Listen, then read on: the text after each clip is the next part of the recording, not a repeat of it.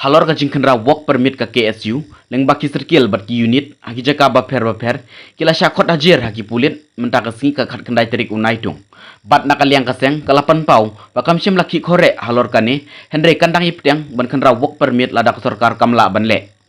kaseng kala dawa baki dei ban khot hajir ru iki kontraktor ki belon ra iki bar jela klem ki kot kisla ki babiang haba keren bat kilat patai kubor nakaliang presiden ke KSU uba lambok starwell marngar uong ba ai ki he ki han kindak examin hapo ka sekretariat nakaliang kaseng kan peteng baik ban kendra lada ka sarkar kampat la ban pedrikam ya ka Meghalaya Resident Safety and Security Act lane ka MRSSA bat ka inner line permit lane ka ILP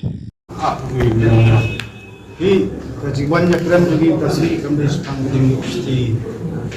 subhan kasabrat department di mana keren di Allah di kami fokus kalau isu kita cepat coba serta jom department mana fokus oleh kita pada teman di dia mana fokus dari sompat sah serta kamera benek di kamera begini itu di hadirin ke siap di tayo balik kami juga sedang menjadi terkebang sedang bertekniknya Malaysia dan saya lebih belum demi cukup kejelasan ini tentang tuan perintah akbaran ini apa disebut di bukan buat Islam cuma apa yang jadi itu lihat sini badan kan berubah berubah dari kalau kemudian kirim kuat dari universitas migrasi mana ada di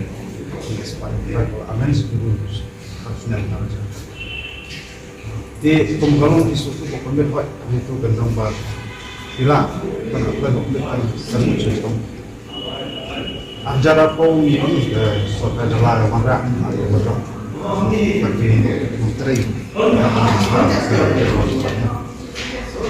dulu itu dah ayo rasakan di bila ayo jemput kita ya ke sokat bah kokri dulu juga sebentar satu kesehatan setiap yang dari kalian juga siapa umbang apa eksamen yang sama di baik nah kalian itu sering pembagian yang kan makanya kita kita bagi setiap sokat kalau dari kita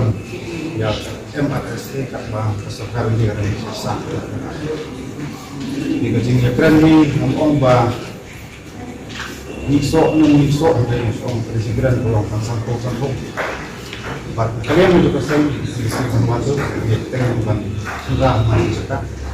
ada pun sini berkaitan sudah dalam pun hak ataupun kecewa tentang dikuatkan MRST